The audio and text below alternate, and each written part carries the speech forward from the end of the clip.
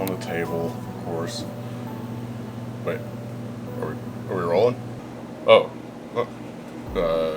Hey there, my media friends. This is Reed, aka CarnivorousChef, and in today's video, we'll be making, well, we're not making heavy cream, we're using heavy cream to be making butter. I feel like I wanted to show you guys how to make the, most basic of the fats in this diet, and really most diets besides, olive oil, which is the other big fat of the world, and, these fats, which just need to get out of here already. And it's actually pretty easy. There's a bunch of different ways you can do this. There's a reason why a butter churn exists. It's to get this into this.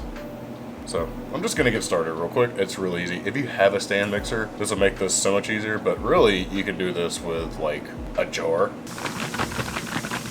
a bowl, and a whisk. And maybe you could even like fashion your own butter churn out of like a cup.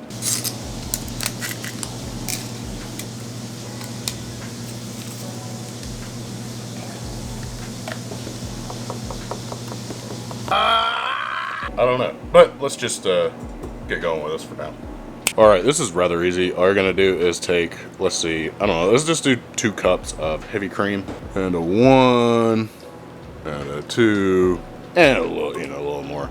And for the record, this is 36% milk fat heavy cream. They make a higher fat heavy cream. That means you'll just be able to get more yield of butter from yours. So if you find that and you want more butter out of it, then it's not that much more. Go and get it. And like I said, it's going to be much easier with this stand mixer, but if you have a whisk in a bowl, just follow along like this, because this is just a whisk in a bowl, that I can just kind of make go real fast. So what I'm going to do is start this off on low for just about 10 to 15 seconds, and then crank it up to like medium to medium high, and we'll just let it go. And if you're wondering, this is also how you get whipped cream. It basically goes from heavy cream to like a thickened, airy kind of cream, to whipped cream, which is a thickened, airy cream, to butter within a short amount of time. If you want whipped cream, you could probably do this for about, I don't know, a minute to a minute 15 seconds, and it'll be pretty whipped with stiff peaks. But let's just keep going. And as you can see, we have hit the whipped cream kind of state. It is not a super stiff peak whipped cream, but it does hold its shape. And if you feel like you should scrape down the sides, go ahead and do that. It's not going to hurt anything. In fact, it'll probably help this out a little bit, because I'm missing a lot of opportunity to get the rest of that stuff stuck on the side to get agitated. So just do that if you want.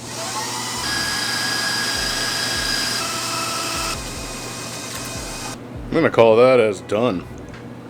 Yep, feels like butter. So when this is finished, what you're left with is butter and buttermilk. And if you want to make cultured buttermilk, I will put a link in the description below to a video that may help you out more than I can. Yeah, I'm gonna get this out of here. Let's do that real quick, and then how about we make some compound butter with this?